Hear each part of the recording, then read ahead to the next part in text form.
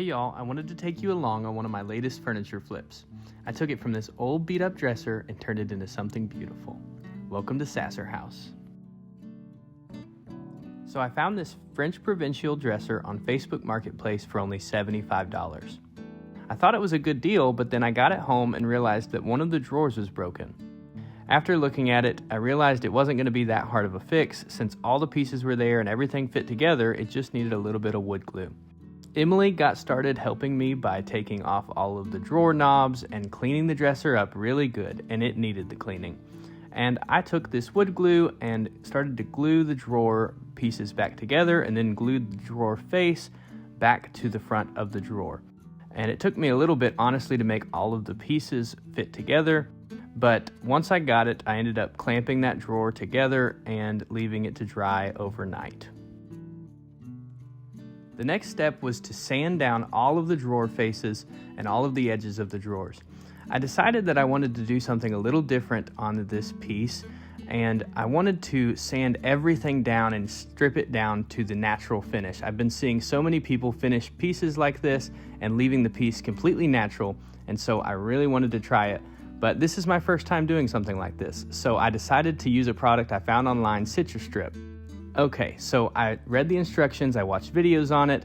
Basically, you just brush this stuff all over your piece, and then it said that you wrap it with plastic wrap, which I did next. But I will go ahead and warn you guys that this stuff is horrible, and some people love it, but I absolutely hated it, and I would not recommend it at all. It was such a pain. And so basically, I brushed it all over the piece, and then you let it dry or cover it with plastic wrap and leave it for a couple hours. And then when you take it off, it becomes just this horrible, gooey, nasty mess.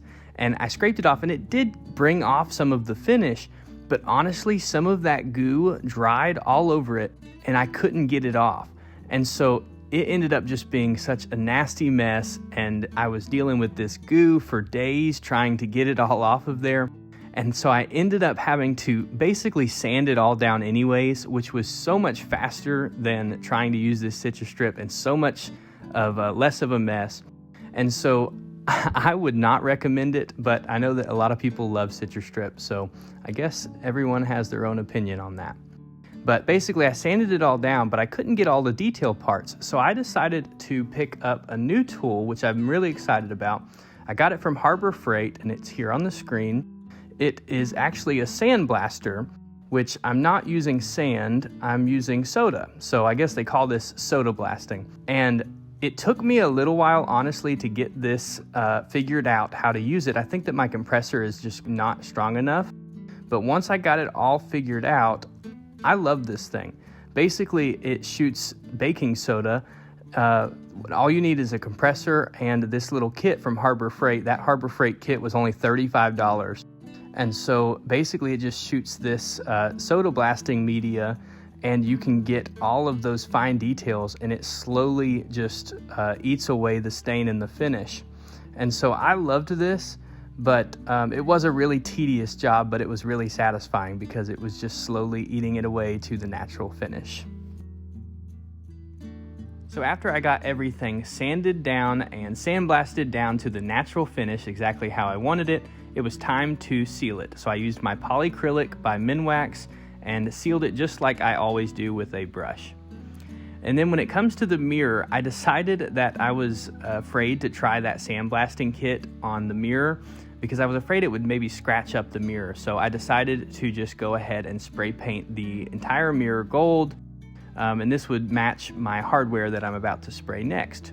And so here's a little tip for you. Don't worry about taping off mirrors or glass. Just spray the part that you want and let it get on there. I'll show you how to clean that up later. Next, I sprayed the hardware and the handles, and honestly, I loved the way that these turned out.